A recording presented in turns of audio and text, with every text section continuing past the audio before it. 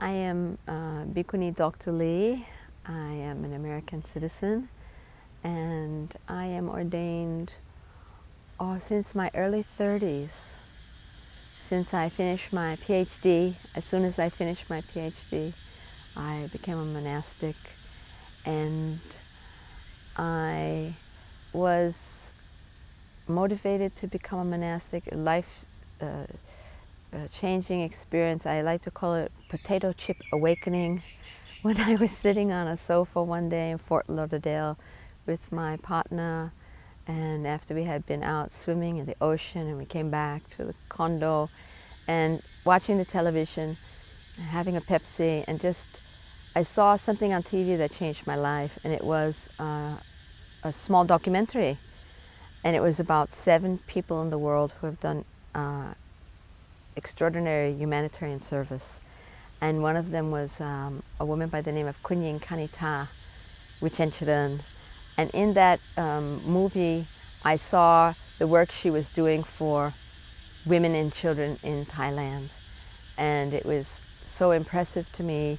When I saw her face, in my heart arose an emotion and a thought that when she is older, I will go and I will follow in her footsteps, assist her in whatever way I can. So then I had to think for 18 months what I'm going to do with my partnership emotionally, how to become free of my emotional relationship, and so little by little disengage and ask permission for a separation. I want to become a monastic. And I researched her culture.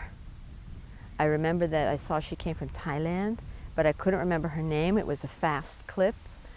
And I did a lot of research, wrote to the television documentary company. They said they couldn't release any documents about her. So eventually my journey took me to Colorado, to a Thai temple, and I volunteered and I taught English there at Wat Buddha Vawaram in Denver. And I was the only female monastic, and I lived with about 5 male monks. And I taught them English. And one day the older monk said to me, "Really, why did you come here? What's the purpose?" And I said, "Well, really, I think in my heart I'm supposed to meet some woman." And he said, "Well, who is this woman?" And I told him what she did, the kind of work she did.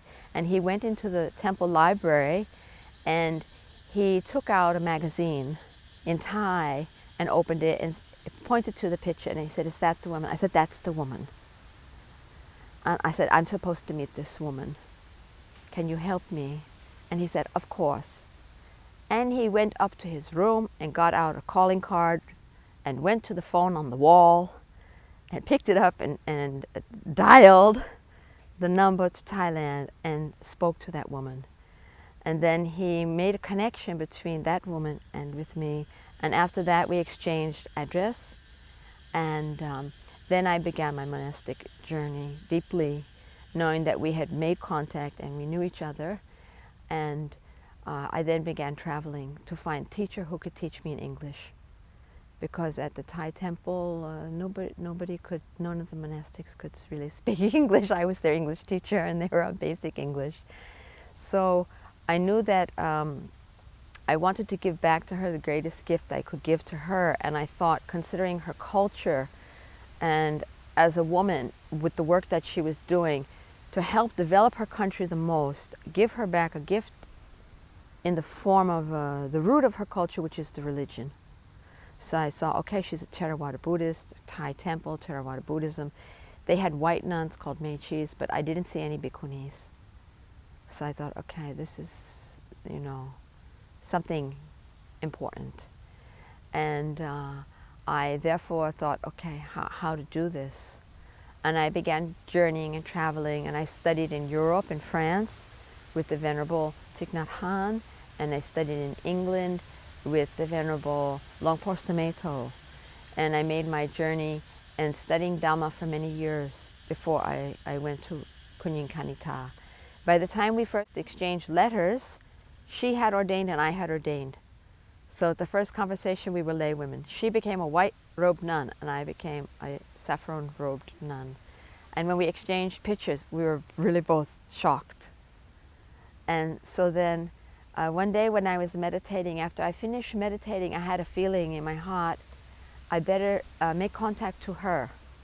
So I went to the temple office and asked them to place a call from England to Thailand. And they placed a call for me, and they got her secretary on the phone, who said that she was very sick and she was in hospital with breast cancer. So I said, oh, okay, now please help me make arrangements to go back to my country. I've studied enough. And so they helped me make arrangements to go back to America. And then from there I made arrangements to go to Thailand. And when I went to Thailand, I had just my bowl and my shoes, my robe, one robe, short sleeve shirt, a long sleeve shirt, 2 skirts. That was it. One bag, a carry bag. And I had faith in the goodness of humanity, that someone would meet me at the airport, and because I didn't have money to go anywhere else. So I thought, okay, I have the ticket, I go. And I went to Thailand, and she sent to the airport 2 white nuns and a woman driver. And that's where the journey began. And then I came to the shelter for women and children in Bangkok, and I worked there for 2 years, working with women and children with HIV/AIDS. A lot of the women came from here they call it sex work, but I don't know the right word anymore, because before we called it prostitution, because here they try to normalize it, but I don't think it's something normal, healthy. So a lot of the women there had AIDS from being in sex trade. That's the word I think is best, sex trade. And I saw children. And I still have memory of one little child called Jolo. And when I would come out in the morning from my dwelling and go walking around the campus of the shelter, the women's shelter, I would see Jolo. Jolo would run to me, and I would bend down, one knee to the ground, and I go like this, and Jolo would run and jump into my arms. And she was a beautiful little baby. And then Jolo died. And pretty heartbreaking. I saw like that, and I saw many people pass away. It's okay. But it was painful to see the child didn't do anything, and the child got AIDS from the mom. The mom is forced into sex trade, and then the kid gets born. It seemed like a really terrible injustice.